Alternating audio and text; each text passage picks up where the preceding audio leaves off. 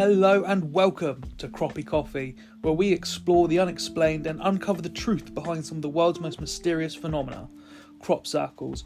I'm your co-host Connor, and I've been dragged here against my will to explore the mysterious world of crop circles.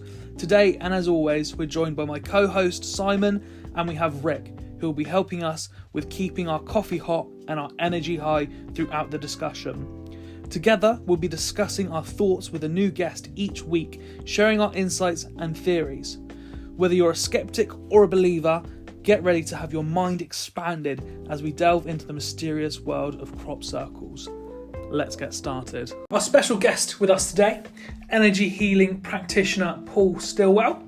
Paul was introduced to crop circles in 2003 by his Reiki teacher, John Wixon. And Paul's here with us today to share their insight and theories about these mysterious phenomena.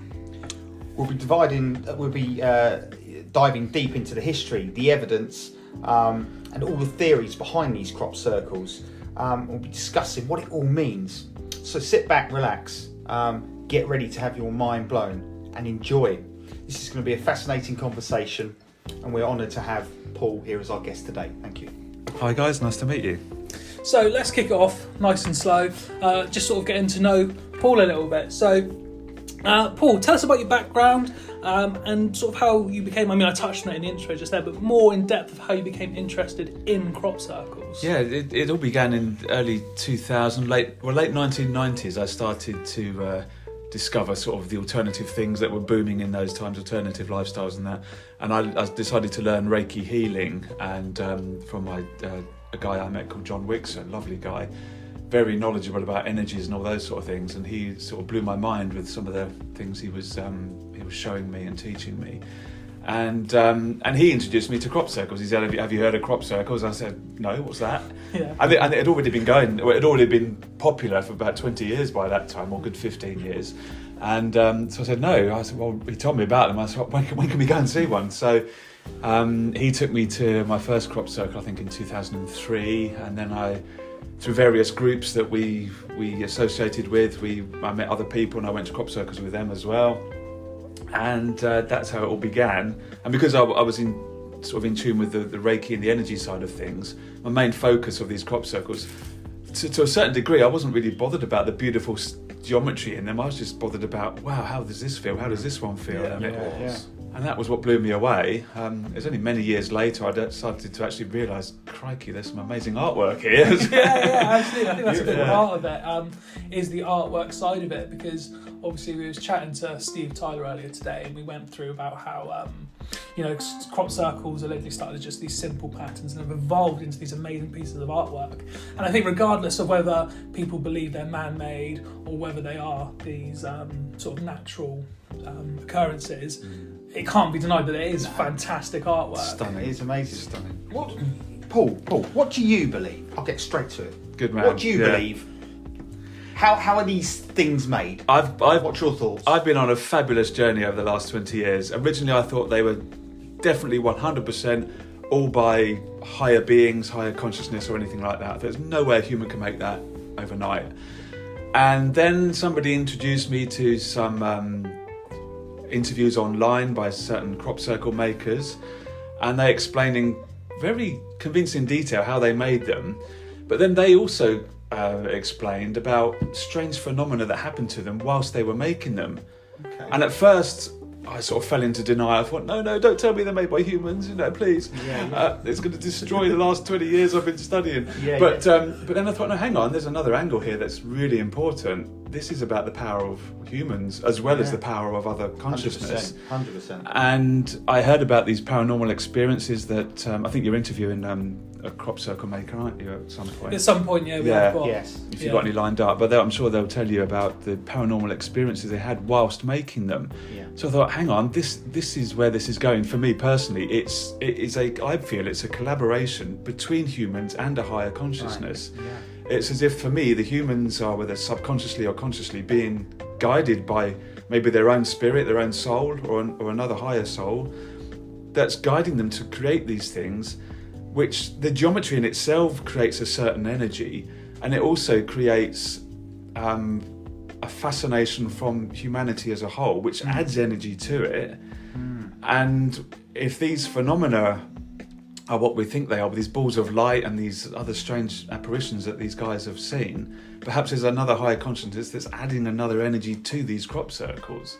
And to me that makes sense, because they appear on Earth, and humans are made of the Earth. So why not would they be made by humans so it has then got, the crop circle has then got a combination of human energy and a higher energy. So the human energy, it's like an electrical current. You need something to ground it before the energy can flow. So the human energy grounds the energy that's coming in from a higher source. Right. And that is what my current view is, but that could change in 10 years' time, I don't know. Depends what I discover. Yeah, no, awesome. And to touch on, you said about, this going back to the beginning bit where you said about how the people that were making them said they felt some sort of energy in the making of them. I think that's quite a nice bit of solace to take away from it, in that although perhaps the illusion was ruined that there was no human involvement, that the people can be rooted to the earth, even if they are making them themselves. But is there any crop circles you visited that you have felt a really strong connection to? Yeah. Tell us more about it. There was one that appeared on or about my birthday, which is the 11th of August in 2022, I think it was. And it was in a field that rarely gets them. And it was a very simple shape. It was, if you imagine like a dumbbell with two circles and a line going between it. And there was two other lines on either side of that central line, which looked like an 11, like a number 11 on one side and a number 11 on the other. And because it appeared on my birthday, I thought I've got to go and see this one. So I went very early in the morning, and when I got to it, as I was approaching the formation, I got absolutely overwhelmed with the most incredible force. It was very tangible. It wasn't my imagination. It was almost like I was hitting a wall of plasma or a wall of hot air, and it was quite daunting. I just thought to myself, don't be scared. You're here for a reason. Just try and connect with whatever it is you're feeling. Just see it as a person, like you would feel the energies of friends sitting around you. Yeah. Just see it as a friend, see it as a person, and just respectfully enter this formation. And I did that, and it was so spectacular. It was quite emotional, and it just really blew me away. It's the most powerful crop circle I'd ever been in, and yet the design was so simple. Yeah. And that was really special. I was in there for about an hour or two, I think, and I gradually got accustomed to the energies within it. But nothing paranormal other than that happened to me in there. I'd love to say there was, but there wasn't. But that in itself really blew me away. I thought these crop circles don't have to be super spectacular in order to have amazing energies. Sometimes the simplest ones have amazing energies as well. Yeah, of course. And that's the thing about it. And how many, prior to that one, how many had you visited? I visited probably. I got very picky after I in my first sort of couple of years in 2003. I visited probably about 4 or 5 a year, and then after that, because I got really sensitive to the energies of them, I got really picky, and I would just see a photo online of a crop circle and just decide by looking at it whether or not I want to visit it. I didn't want to just go and visit everyone. There's people out there who go and visit them all, do the research and all of them. That's fantastic that they do that. But my journey was just a personal journey, and I thought if I get drawn to a design, I'll go. So I'd probably only visited about one a year, one a summer. Each summer I probably went to one, maybe two since then. So these designs, Paul, you brought up designs. So the geometric patterns, apart from being stunning, do you think they mean anything? Yeah, definitely. Do they? What do you mean by that? I certainly do, because sacred geometry it's a powerful force that I don't think many people have tapped into. Whether it's been hidden from us for a purpose or not, I don't know.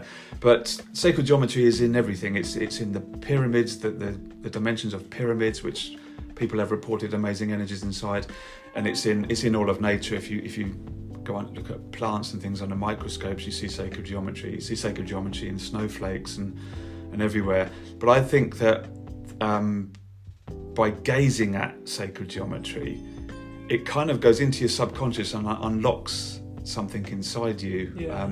So I think with the right intention, you can get great benefit from sacred geometry. This is just my personal belief. People may say this is codswallop, but if, for example, you've got an illness or an injury or something, I believe that with the right intention, if you gaze at a certain type of sacred geometry that you're attracted to, that could help maybe unlock your own powers of self-healing. And also with dilemmas in life, that if you've got a dilemma, should I do this, should I do that in life, I don't know, just sit and gaze at some sacred geometry for a while, and it will just calm your mind, and then your own internal wisdom will come to the surface and bring you the answer. So I don't think sacred geometry in itself the power isn't within the drawing itself, it's in the way that image affects you, and the power is inside you, if that makes sense. Yeah, and I'd like to add a bit further to this, because my previous job, I worked in a place in Boscombe called the Science Zone. Oh, yeah. And my boss there, he was a Christian, believed in God through and through, but he also was a strong believer in science. And part of the business, we had an inflatable planetarium. Obviously, we could explore the solar system and everything. But another thing we touched on was fractals. There was a mathematics side that we could show. So we often done shows about fractals, about the ever-repeating sort of pattern.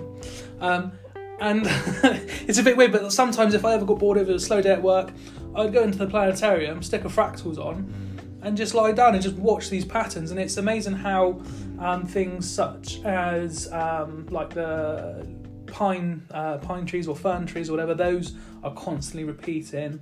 But to go further into things such as like pi and whatnot, the golden ratio. Yeah. You look at the palm of your hand, and that follows the golden ratio, but you can find that in a lot of natural things. So they're all tied together in that it's sort of in artwork way. as well. If you look at Leonardo da Vinci's paintings, the golden ratio is everywhere, and his paintings stand the test of time. So there's something about that ratio that appeals to our psyche. Yeah, of course. Yeah. So let's talk about the people who look at crop circles and would say they're all hoaxes. There's nothing about them. They're literally just a pattern in crops made by man. There's no connection whatsoever. How does that? Because to me, that makes me feel a bit, not upset or angry, but it makes me feel that it's a bit like, what's the word, like putting things down. Yeah. What's your thoughts on people that have that sort of, well, not on the people that have those thoughts, but just that sort of thing in general? I used to get upset by that. I think, come on, guys, open your minds, and all this sort of things. But then I think, I'm not responsible for every person's journey in life. I'm not responsible for what level of mentality, or not level. That makes one person sound above another. But what type of mental experience and emotional experience anyone has in life is personally up to them. And if they want to feel that they're all created by humans and they're just simply art form in a piece of land, then it's absolutely fine. Maybe they can get enjoyment from marvelling at what this artist has produced, and maybe that's where they get their enjoyment from. If they don't want to look any deeper into it, absolutely fine, because if they haven't got that interest, then you're not going to create that interest in them. And I think it's really important in life to just focus on your own journey and your own passions, and allow everyone else to have whatever passion they want. Don't try and force your passions onto them. And I think that's a quite a beautiful way to look at it, because regardless of what people think of crop circles, everyone that you speak to has something to say about a crop circle. Absolutely. So people are just connected by this phenomenon, whether they feel like they are or not. You ask them, your opinions, your thoughts, and they'll happily have an opinion on it. And that's the magical thing about discussion. About discussion, looking at something and going, let's discuss this.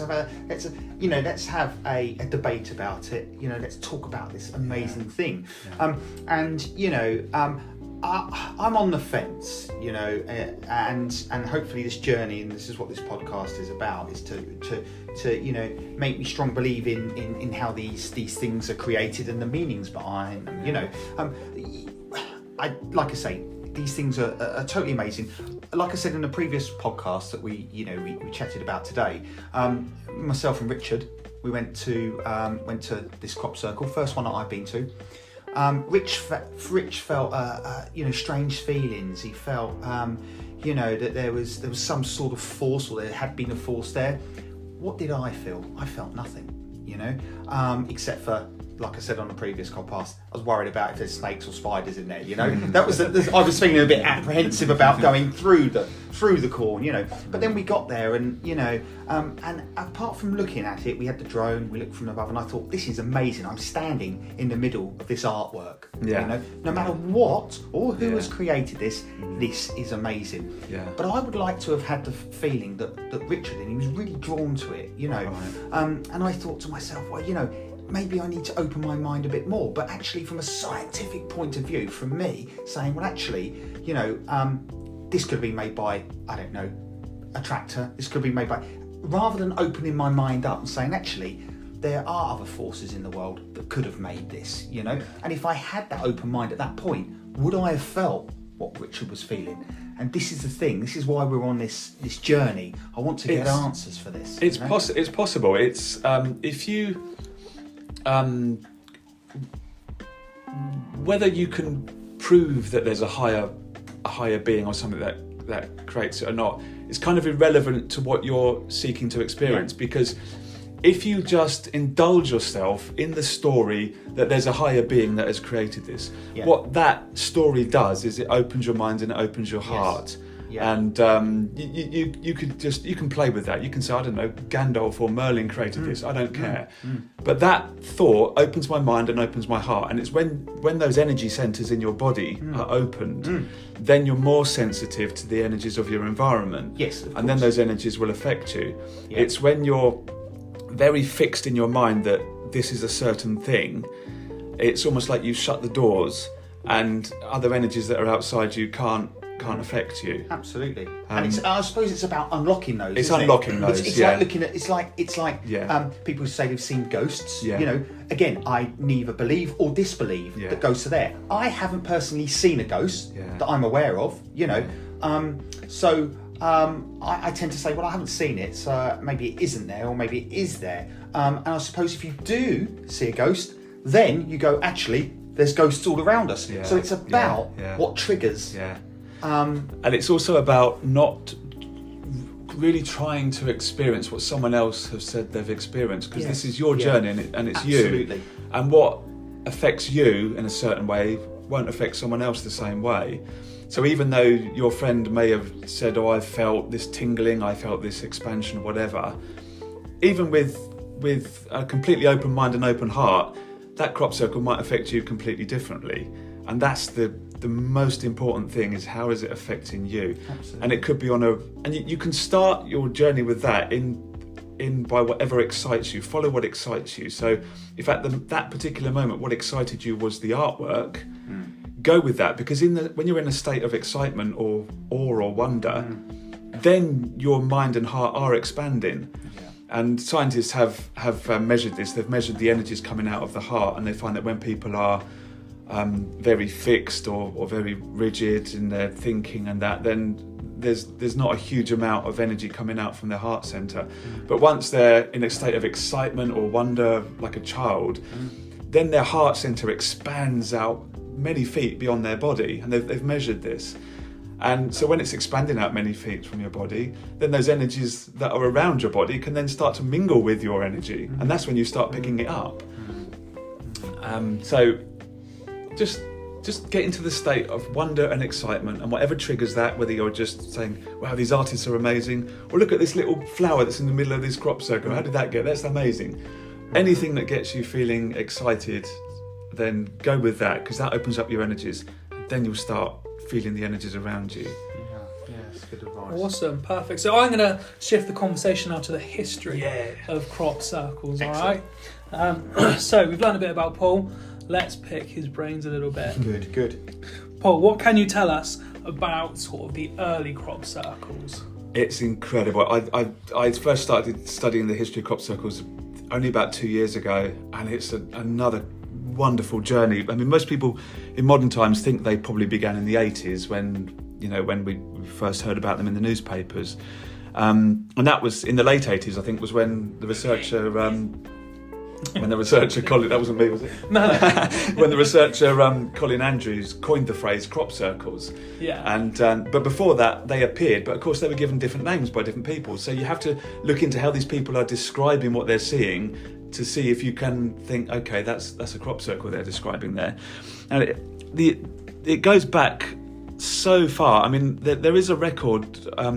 Or there are stories of ancient people in England, long before the Romans or the Celts came here, telling stories of lights and circles that they saw in the fields, and these stories were handed down, and they called them the Elilion, Right. which is a Welsh word, which I've probably mispronounced, but it means the light elves, and they believe that they were formed by light elves.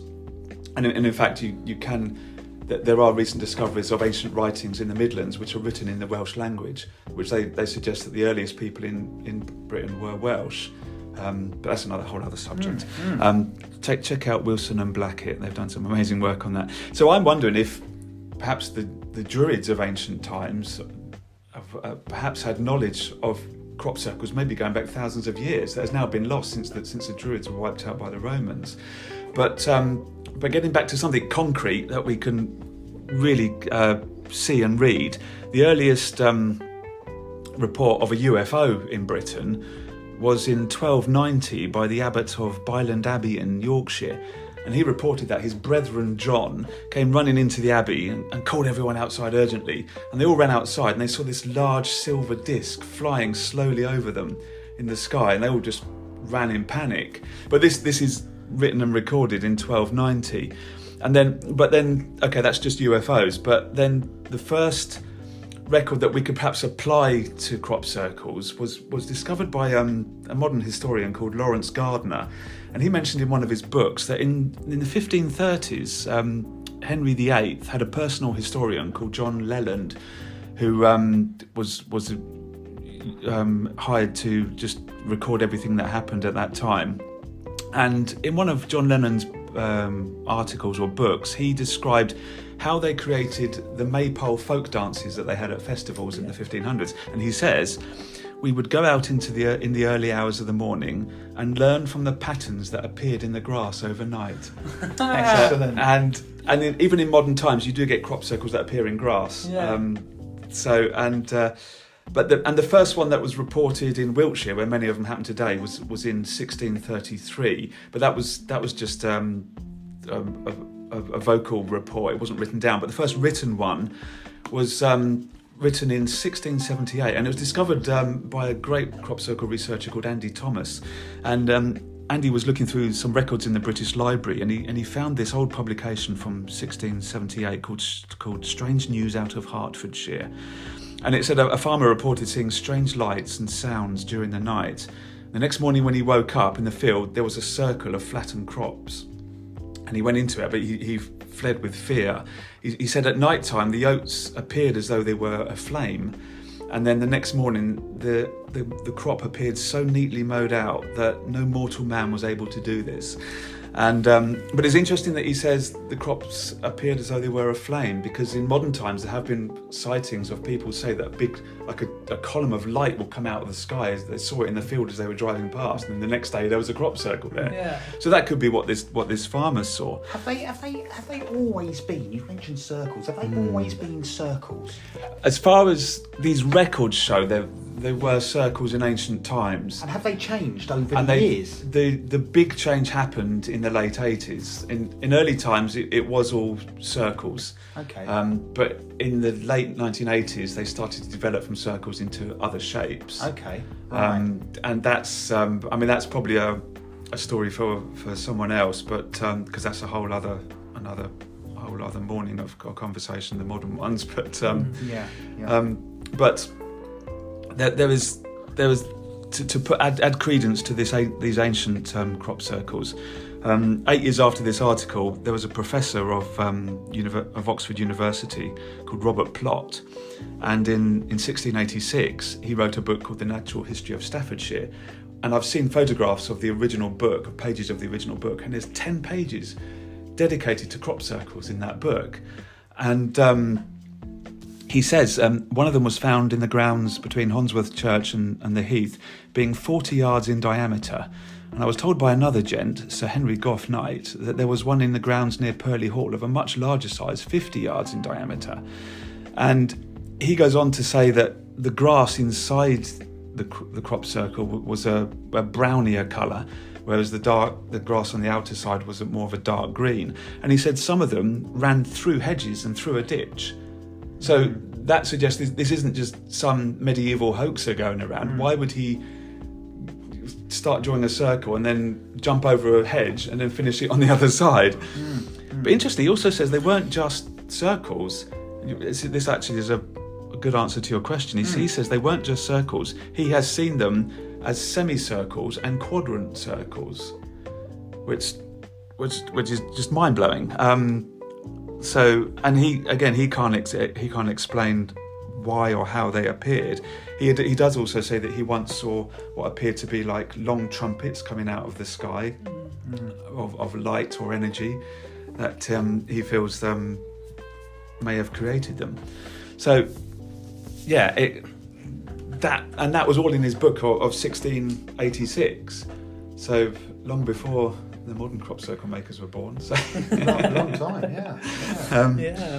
I mean, I've read books and books. There's all kinds of. In fact, there's one. If you want to really delve into the history of crop circle, there's one book you've got to get. It's by Terry Wilson, and it's called The Secret History of Crop Circles. And he has reported he's found reports of 300 crop circles dating from 1590 up to 1980. And these are reports that have appeared in newspapers, magazines, and various databases. And he references where he got each report from. And he gives the testimony of people who saw them. And this sort of brings us more up to sort of the 20th century.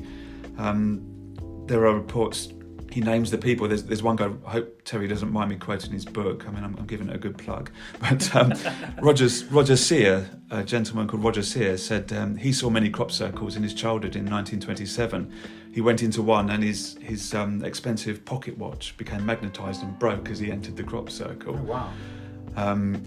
Another guy who called Paul Germany, who saw a crop circle near Cambridge in 1935 when he was 10 years old, and he said it formed in front of him, and it said it took seconds to appear. And he was working on a farm at the time. He was working in the fields, and then this circle just appeared in front of him.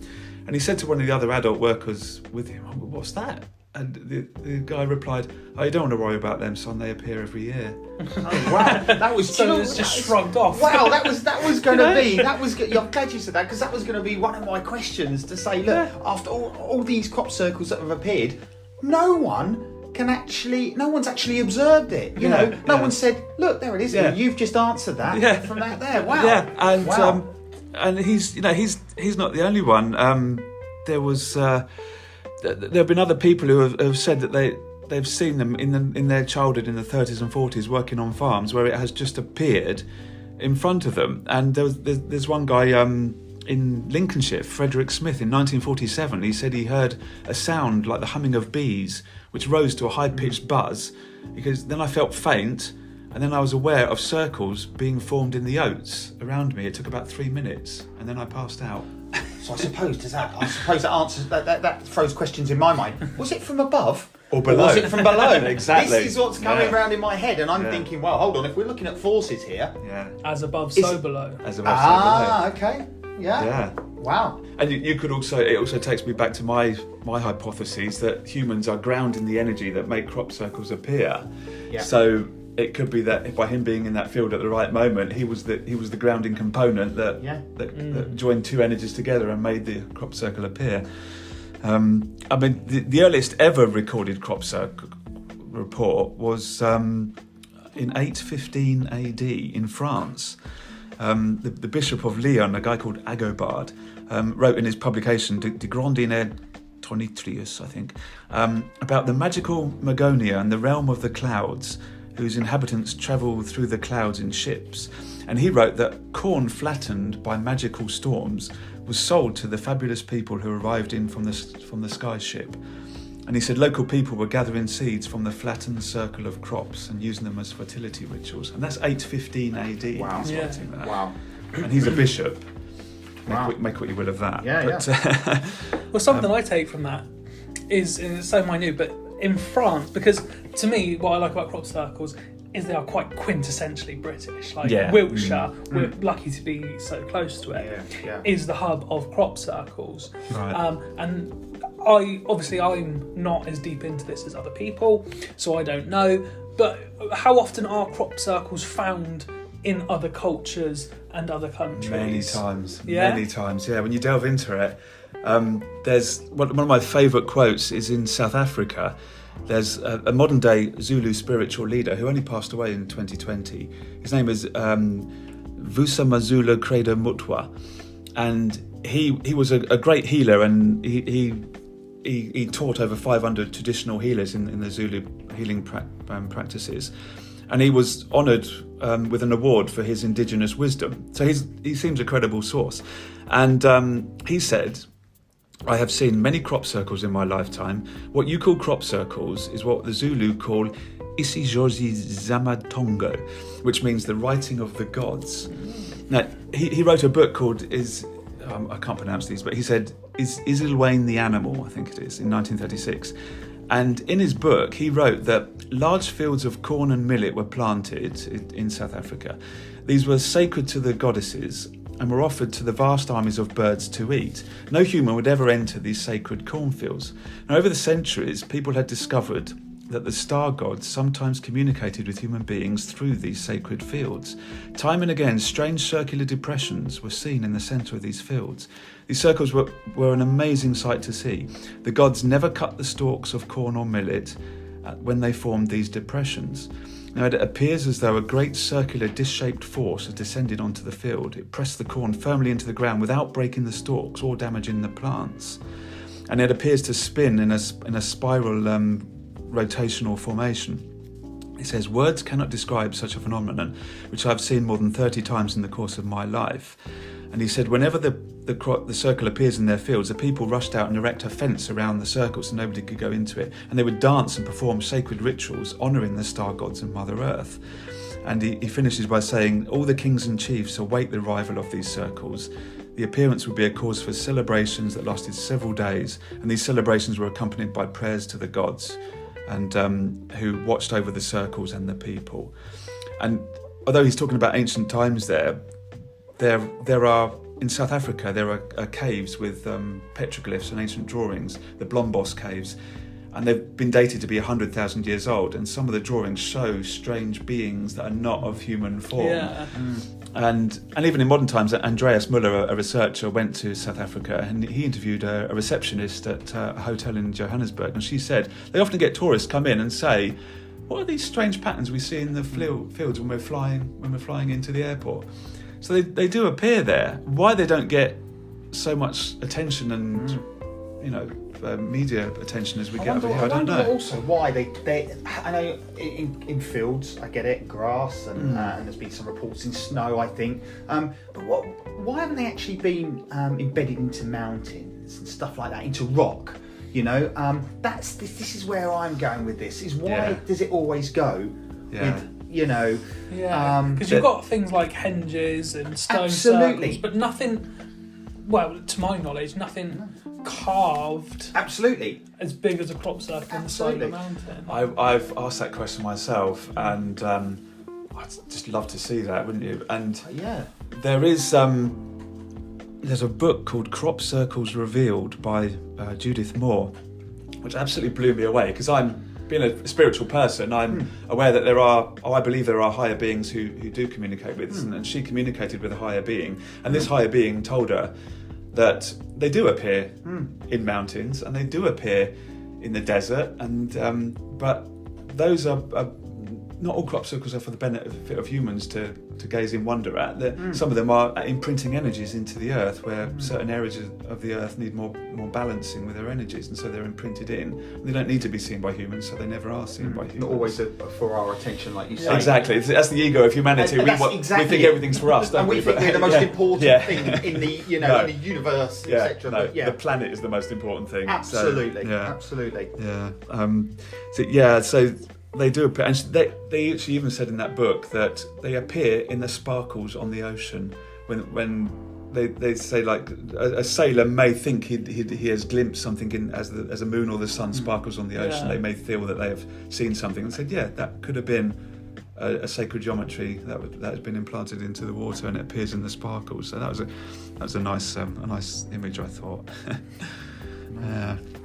Cool. So let's move on to something perhaps a bit more controversial. The theory of crop circles. Go on then.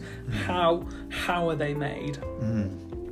So obviously we have the theories I'm aware of are things such as man-made crop circles and natural crop circles. But I'm interested, obviously the man-made stuff, from my understanding, is all sort of along the same sort of line. The plank of wood, crush the crop beneath the plank, and then you create, obviously there's more to it than that, I'm just keeping it short. But the theories of it being sort of a natural thing, there's more to it, because there's the theory of orbs, but there's also there's just many sort of natural theories out there, and I would like to get Paul's opinion on what your sort of theories are on how sort of the natural side of it is. I think of the stories that I've read of people that have seen orbs and shafts of light coming from the sky, I think there's a lot to energy. Having done Reiki, that I know how powerful energy is, and when you get a higher being who's much more evolved than we are, and they can project energies to a much more powerful effect than we can, then possibly they could cause the energies within the crops to behave a certain way, which makes them lay down. I also think that human ones, that some of the crop circle makers have said that once they've laid their crop circle down, they have then seen orbs of light go and circle around what they've done. So perhaps those orbs of light are then imprinting energies into what the humans have done. Yeah. So I think that for me it feels like a collaboration between some higher entity and human beings. It could be sort of the higher entities examining this, because if we are to use these crop circles as a way of communication, these entities see that a crop circle has appeared and they're thinking, well, this isn't from us.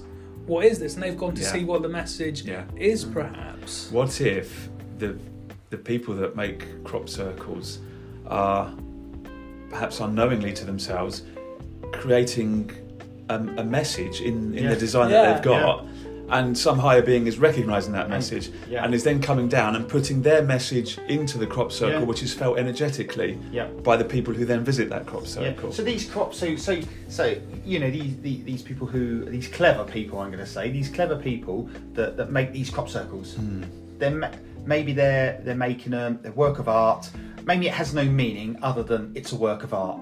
But what if there is some being upstairs going, hold on a minute, what is he communicating? I wonder what impact that has on the fact that if this is not meaning as a message to them up there, or down there, we don't know, then I wonder what sort of impact it's going to have, And we discuss about this, and we talk about this, and we say about, you're saying about planks, Connor, and string and stuff like that, I still fail to see that one day there is no image in this crop, and the next day there is, and some people are saying it's man-made and they've made it with a string and a plank in 8 hours of darkness? I mean, come on. I mean, this is where I'm like, I don't believe that. There must be a very, very simple way, just like a magic trick, We go, cool, how did you do that? When it's broken down, it's quite obvious. However, I'm still... But you still want to know how the trick was done. I still want to know. And then, once I know, then I can go, oh, okay, and then I can build our evidence to then think that it could be something else. Do you see what I mean? Yeah, I think the problem with that is that the human brain is kind of conditioned to find one solution to a certain situation. Yes, absolutely. When in fact a situation can have lots of different solutions that are all overlapping and creating the whole phenomenon. Yeah. So that's, I believe that some crop circles are made purely by another entity, and some crop circles are made by humans, which then another entity perhaps comes in and does something to them. And interesting what you're saying about how one day there's nothing there, the next day suddenly there's this amazing crop circle. There's a great researcher called Janet Ossebaard, a Dutch lady, I think, and she wrote a book called Crop Circles: The Evidence, and in that she said that she interviewed a retired army helicopter pilot, and he said that when they were circling over various fields in England and they had their infrared visors on, they could see patterns in the fields that were not visible to the naked eye, sort of geometric patterns in the fields. Then when they took the visors off, it was just crops. And then within a few days, a crop circle would appear in that field from what they saw in their visors. And they said it didn't happen every time. Sometimes they would see these patterns and then nothing would appear, but sometimes a crop circle did appear. But again, that doesn't say that crop circle is definitely made by a higher being or it was made by humans. We don't know how it was made. Could it be that if it was made by humans, those humans were going around looking for a field to put a crop circle in, and subconsciously they picked up that design that seemed to be imprinted into that field, and they might have thought, oh, in my imagination I'm going to come up with this design, when in fact their subconscious has picked up what was embedded in that field energetically. What do you think? What do you think? I mean, you know, this is amazing, but what do you think the scientific community feel this? What do you think their thoughts are with this? Their thoughts with it? Yeah, what do you think? What's their general opinion? Let's say that. I think my experience of scientists, which might be very limited, and I apologise to those who don't fit into this bracket, is that they tend to have a fixed view on something and they won't shift from that view. And some of their views are that there's got to be a physical explanation for this. There's got to be something in nature or something in the soil or something in the air or something in the weather that makes a corn bend. In the early days of researching this in the 1980s, they thought it was caused by whirlwinds that might just suddenly appear and create a circle or various other things. So I think if scientists were able to just even for a bit of fun, just say, okay, what if there is a higher being creating this? How might that higher being use an energy to create this? Can we invent some machines that can measure energies beyond the frequencies that we're currently able to measure? And if we could do that, we might be able to discover there's a whole new level of energies that we're not aware of. And these are the energies that are creating crop circles. So they could find their absolute physical solution if they would perhaps just play with it a bit more rather than be so serious and rigid about it. But again, there could be scientists out there who are thinking, yeah, I'm already on to that, mate.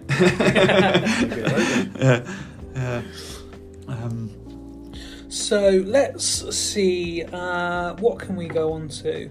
Are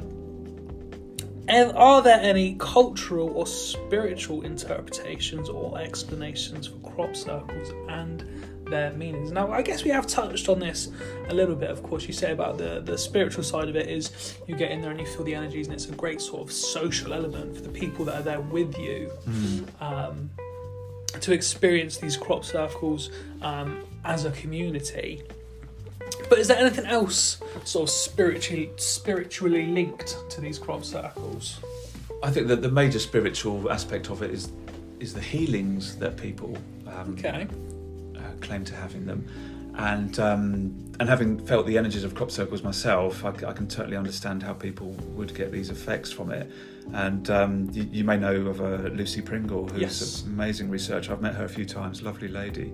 And she has a database of over 800 people who have written to her with experiences of healing that they've had. So I'd really recommend you speak to her. Physical or mental? Both. Are we both? Physical, and mental, emotional. What proportion of that is there? Yeah. You know? Are you going to be speaking to Lucy at all? Have you got her? Well, I've emailed, but nothing back. Nothing back yet. I'll drop her an email and see if I can put in a good word for you. Yeah, I'll see if I can put in a good word for you, because I don't want to steal her thunder, because she's got amazing stories about that. But generally, it's people that have had. But the sort of perhaps a physical ailment where they've had a bad back for many years. They go into a crop circle, lie there for an hour or so, and suddenly the bad back is healed. And other people have had perhaps depression or something, and they've gone into a crop circle and found the depression has lifted during the time they're in the crop circle. Yeah, I can absolutely believe the mental side of it all, because I think just in general nature is a brilliant healer of the mind. Absolutely. If you are cooped up in an industrial place all day, you've never left the house, or you're stuck in your office or whatnot. It's human nature that we're not meant for an office. That is going to get you down. So to just go back out into a forest, to a river, somewhere that is undeniably natural, is just going to breathe in the air, and it smells so pure, and it's going to just help you mentally. I can absolutely get because we are nature ourselves. Yes, And I suppose when you're saying, and you've said it from the sort of the mental health side and from the physical side, somebody could argue to say that actually, again, going out into that lovely spacious area, resting yourself, laying down flat, giving yourself an hour or two laying flat is a healer itself, whether you do it in your garden or whether you do it in your bed. Laying on corn with both of those properties going on, people could argue that, couldn't they? Absolutely. I'm not saying there isn't a healing force there, but there is certainly a healing benefit for. I believe it absolutely is a healing force. There are energies that are produced by the earth, that come up through the earth, through the soil, that are very healing energies. And I read an article once that said when you see cats and dogs rolling around on the grass, they're not doing it to scratch themselves. They're actually reconnecting their spine with the earth energies to rebalance their energies. And there's lots of people who would say that going walking barefoot on grass. Can you explain why my dog used to go when I walk into the park? Hear me out, boys. Hear me out. Can you explain why my dog used to roll in duck poo? Please explain that. Well, if you wanted to make your life a misery. If you want to research the energies of duck poo, then go right ahead. Perhaps that's a new journey for you. Go on Google, find a duck poo specialist. Brilliant. I had to ask that as soon as you brought it up. Who am I to say that duck poo doesn't have healing energies? I don't know. Fair enough. Fair comment. But yeah, no, I am a firm believer in that we are the universe. Obviously, we come from stardust. We are the universe looking back at itself and admiring. So there must be a connection to what happens in this phenomena to who we are as people. But it's interesting taking it back to crop circles, whereby we can have wonderful feelings when we go into nature, into a forest, or walking on grass barefoot and all those things. And yet these people would argue that it was the crop circle that made them heal, because they weren't healed in the crops. Standing outside the crop circle, is only when they went into the crop circle that they felt something, and some people have said that when they left the crop circle, the healing effect went away, and they went back to how they felt before. And of course, crop circles do affect technologies as well. There were loads of reports of, in the early days when before drones, when people used to fly over in helicopters, their cameras would malfunction and seize up as they went over the crop circle. And as they got past it, it worked again. Any evidence of radiation? So in my mind, I'm thinking if this came from the sky, we know there's a lot of radiation in the atmosphere. Yeah. I think it was either Andy Thomas or Paul Vigay. I think one of those guys did take meter readings inside crop circles, and they found that they were elevated. Okay, right. Whether it was radiation or a different energy, I don't know. Yeah, I was going to say, it relates back to the old helicopter pilots, their visors seeing this pattern, and then the next day it appearing. Also, ghost circles are a thing, aren't they? Of course, where there's been a crop circle there before, lo and behold, the next year, that crop circle's come back. And the energy's there, and that repeats. Although after like 5 years, the circle's not, the pattern's not coming back. People say they can still feel the energy in the area. And there are also reports of when snow falls in the wintertime, it will reproduce the pattern of the crop circle. And some people have suggested to me that that's because the crops within the crop circle, because they're affected by all the trampling of the people that visit them, that they then grow at a different rate the next year. So the small shoots that might be coming through are getting snow on them, and the ones that aren't coming through yet are not getting snow on them. I don't know. That was one theory for that. But it has been reported, whatever the cause of it is, it has been reported that when a crop circle appears in a field, many times the next year the crops will either grow taller or shorter in the precise pattern that the crop circle is laid. So whatever is happening is doing something to the crops. And interestingly, going back to that book of 1686 by Robert Plot, he says that there was a strange fertility of these green circles, which is suggesting that the crop itself is becoming more fertile within the circle where it appeared. So where these circles appeared in the grass, the next year the grass would grow taller or shorter than the surrounding grass. Yeah. So it was happening back in 1686. So whatever the cause of it is, there's written record of it. It's not just some fancy story that modern people have come up with. And to touch on the idea of investigating crop circles and their energies is what I'm wanting to tap into here. Is how can we... Is there a way... Obviously, it's a very personal thing. You're going to feel it in yourself when you go to a crop circle and you'll feel the energy. Is there any sort of equipment that could sort of be taken when you're investigating crop circles? It could... I don't know. I don't really know what I'm talking about here. But something like a dowsing rod, obviously they detect different things. Is there anything like that you can take to a crop circle that will flash up and sort of almost be like some evidence that there is something there? There are maybe a Geiger counter or something like that. That I don't know if they're sensitive enough to register the energies in them.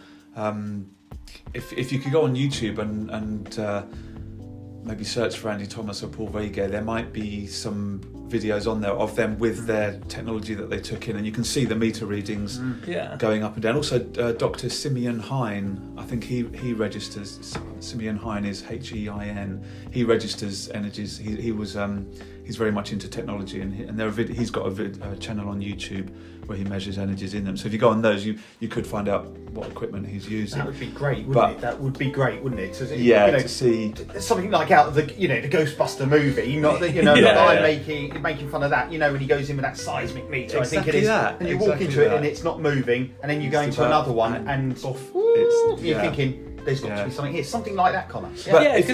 Go on. No, I was just going to say it's a field, if you pardon the pun, that is neglected. The crop circle. It's not covered in the media. You open up Facebook and whatnot. You open up the socials, and unless you're in the know, you're not going to see it come across your feed at all. Exactly. So it's quite a neglected sort of area. That's a whole other aspect of crop circles is the way so-called authorities treat it. They try to debunk it all the time and saying it's nothing in it. It's just people making them. It's just. Why do you think that is, though? Why do you think that is such a beautiful thing, though? That's the ultimate question, isn't it? Why are they doing that? Why aren't they sending their top researchers and scientists into researching it? And that itself creates such a mystery about crop circles. It's a cloak and dagger thing, exactly. It really is. So if they're not doing that, there's a reason why they're not doing it. Well, yeah. Or are they doing it and not telling us? And are they discovering something that they're not telling us because they want to keep us? But why wouldn't you want to share it? And this is because maybe there was. I don't know. I've got to be careful what I say here. Maybe they want to. Maybe they feel it gives them some sort of power over other people by having the knowledge that others haven't got. Yeah, could be that. I don't know. I'll say it. They're controlling us. Okay. Well, kind of like because if it is a case of these crop circles are telling us something, if these are higher beings trying to communicate with us as people, then absolutely the people that are trying to control the people will want to have these messages for themselves, won't they? I think that's a given that the people in power will want to see these messages first. And if it's something we're not meant to see... What can we get from this? Can we have power over another country by having this knowledge or something like that? So I hadn't thought about it that way. It could be, you're too innocent, aren't you? Listen, this is why I'm on this... you hit the nail on the head. This is why I'm on this journey for innocence. Good for you. That's the way to be. But to take it back to your... question about what can we use to physically see or measure the energies in crop circles. Dowsing rods are a really good way if you can't get hold of any technology. If you just go to any sort of mind, body, spirit type shop or even get them off Amazon, just a set of copper dowsing rods. For those that don't know, it's two rods that are shaped like a capital L, and you hold it so that you hold it by one stem, so the other stem is pointing pointing horizontally away from you. Now, when you get these, some people say, oh, it's because your hand. The idea is when you walk into a crop circle, the dowsing rods, instead of pointing parallel in front of you, they'll cross over or they'll spin round. And some people say, oh, that's your hands doing it, it's you moving it subconsciously. But a great way to get around that is just get the barrel of a Bic pen and pop the stem of the dowsing rod in the barrel of the Bic pen, so you're not physically having contact with it. So it's free to rotate with inside the barrel of the pen, if you see what I mean. So you're not able to physically influence it. Yeah. And I've done this with a friend's set of dowsing rods, and all you do is it's quite a spiritual process. Before you enter it, you just communicate with your soul or your spirit, or if you believe the crop circle has a spirit, and say, just please show me your energies. And you just stand there with a kind heart, just be in a loving space, a peaceful space, with no expectations, and you just stand outside the crop circle, and the rods are pointing straight in front of me. I walked inside the crop circle. One of them pointed to the right, and the left-hand one just spun round in circles. And then I moved out of the crop circle, and they just became still again. So that really confirmed to me, and I was not experienced at dowsing at all. And was there any broken nodes? We hear about broken nodes and stuff like that. Yeah, the whole broken nodes thing is a real contention. I don't know what the correct word is. It's a subject that's argued about by both sides of the argument. It's controversial. Yeah, there are some that say the crops are bent at the nodes, and some say the nodes are blown and they're burnt, which you can only do with microwave technology and energies like that, and there's no way humans can do that. You can't go around every stem and bend it at the node and all this sort of stuff. And there are others say, well, that actually happens naturally in nature. When a plant is bent over, it wants to correct itself back up towards the sun, and it uses its nodes as a pivot point to bend itself back up to the sun. And also as that node has then been stretched on its outer side where it's bent up, that side becomes weak, and the moisture within the node, if the sun gets on it, will heat up and then burst that weakened part of the node. And some say they get blackened because the moisture within the node, when the sun is on it, turns black. So there's a scientific argument there, and then there's the mysterious side where people just won't accept that, and they'll just say, no, there's some force that's bent these plants that's not natural. I suppose it's the same as the one that, like I say, I can only go back to, because the only experience I've had is the one that I went with Rich. And we went in there, and I said this earlier on the other podcast. Rich went in, put his hand down in the centre of the crop circle, and his hand went pigmented, went white, and he said he felt a feeling in there. Now look, listen, my eyes were wide open at that point. I was still looking at the amazing patterns, but one could argue that his hand was like that for 4 or 5 minutes. You leave any positional hand like that, me thinking medical, your hand is, if it's not moving, there's minimal blood flow to it, and that's where you could get that. But then on the other side of things, who's to say that he's not right? Exactly. Who's to say? Yeah. It's that's the wonderful thing about crop circles. In fact, our mutual friend Richard said to me, it's a subject that just keeps giving and giving and giving. And that's what prompted this, wasn't it? Every year, Connor, don't we? We sit there, and this year we quite vocal, and we got the whole pub involved in it, and then that's what spurred us on to this. But it's good. Okay, so we're soon approaching the end of this episode. I just wanted to pass it back to Paul to just to ask: is there anything that we haven't covered that you particularly wanted to talk about? I suppose it'd be nice to end the discussion on something mysterious and that's inexplicable. I like mysterious stuff. Go for it. Well, going back to the balls of light that many people report seeing, even the circle makers see them while they're making them. Other people see them flying over crop circles and think, that's all very well, but that's just hearsay. But no, it's not, because there have been a few instances, and one that I've personally seen was a film by a great crop circle researcher called Steve Alexander, who has spent probably a fortune flying around in helicopters photographing almost every crop circle since the early 90s, and he filmed a ball of light across in a field at Milk Hill in 1990, I think it was, and to quote Steve from his website, he says the ball of light came into view and dropped into the crop. And at the same time, I thought it might be just a bird or a balloon or something else mundane, but it soon became clear that this was something much more bizarre. He said the light moved through the crop, flashing and glinting, and then sometimes the light would become very intense. And eventually the light took off and flew towards a tractor that was working in the field. A farmer was in the field working in his tractor. And as it flew over the tractor stopped. And then eventually the ball of light just flew off into the distance.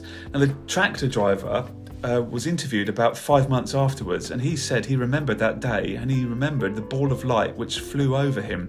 He said it was like about as big as a beach ball, and it was glinting and flashing. And he says that he remembered the engine of the tractor stopped as it went over him, and then it worked again as the thing disappeared. And he said at that time he had no idea that Steve was filming from up on the hill. And he said when he informed his boss on the farm of what he saw, he was not taken seriously and he was just laughed at. But then he saw the film that Steve then posted online, and it confirmed that to him that it was a real experience. He didn't imagine it. Yeah. And you can see that video that Steve took on his website called temporarytemples.co.uk. There's a section on there called What Are Crop Circles, and the video's in that section, so I'd recommend watching that. It is amazing and mysterious. Yeah, I think that is actually a big problem in this sort of in this sort of field we're talking about. Is the mockery? Is people just laughing at you? Like you as a person that's willing to believe in this sort of stuff, that is open to things. You'll get people that are close to it that will just sort of personally attack you and laugh at you for wanting to believe in something. Yeah, you get that in both sides of the crop circle community as well, whereby people who believe they're all made by humans, they are laughed at and scoffed at by those who believe that they are made by higher consciousness, and vice versa. Yeah. And there are plenty of decent people in between who honour and respect both sides of the argument, of course. But my personal belief is when you have a belief and someone laughs at you, I have actually studied some psychology in the past, and it's because that person has some insecurities inside them. And by you having a strong belief in something has brought up an insecurity in them, as if to say, oh my God, this guy's really strong in this belief. Does that mean my belief is invalid? Yeah. And so they laugh at you in order to give their own consciousness a feeling of being superior to you. And that then bolsters their own personal belief, because it feels, if I'm able to laugh at this person, then that shows my consciousness that my belief is solid and yours is fake, and so they laugh at you. But if someone is truly centered and strong in their own personal belief, you will find those people totally accept opposing beliefs, other people having opposing beliefs. Absolutely, they don't mind. Believe what you want. I'm believing this. You believe that. And it's like it in everything in this world, isn't it? Yeah. You know, some people believe in this, some people believe in that. Yeah. And you know what you believe in. Yeah. And you know what you don't. Exactly. That's it. If you're secure in your belief, you don't need hundreds of thousands of people to believe it in order to bolster it. Of course you don't. You're solid in it. And it's those that are trying to force others to believe what they want are the ones who are insecure, because they feel if they get many people to believe it, it will make them feel more secure in their belief. Yeah. So don't worry, when someone laughs at you because of your beliefs, just know they're revealing they're not very secure in their own belief. And let them be that way. It's fine. Well, I think those are brilliant words to finish on. I would just like to thank Paul for coming and having a little chat with us. Very enjoyable. One final question: would you come back and do it again? Certainly. Yeah. Awesome. And would you encourage others to do it? Yes. That's the $1 million question. Whatever your beliefs, whatever your aspect or perspective on crop circles, come and along. have a chat. Share it. Croppie Coffee. Excellent. Thank you very much, Paul. All the best. Thank you. Thank you. Thanks for tuning in to Croppie Coffee. I hope you enjoyed our exploration into the mysterious world of crop circles. I have to say, this has been an enlightening experience for me, and I hope it was for you too. I'm still not entirely sure what to make of it all, but one thing is for certain: there's something peculiar about those circles in the fields. As always, I want to remind you that the views and opinions expressed in this podcast are solely mine, my co-hosts and my guests, and do not necessarily reflect those of the scientific community. Also, I want to give a special shout out to today's guest. They were a real pleasure to have on the show, and I couldn't have done it without them. And of course, a big thank you to Rick for keeping us caffeinated throughout the recording. Well, that's it from us, folks. Join us next time on Croppie Coffee as we continue to explore the unexplained and unearth the truth behind some of the world's most mysterious phenomena, crop circles. In the meantime, don't forget to question everything and always keep an open mind. Thank you for listening.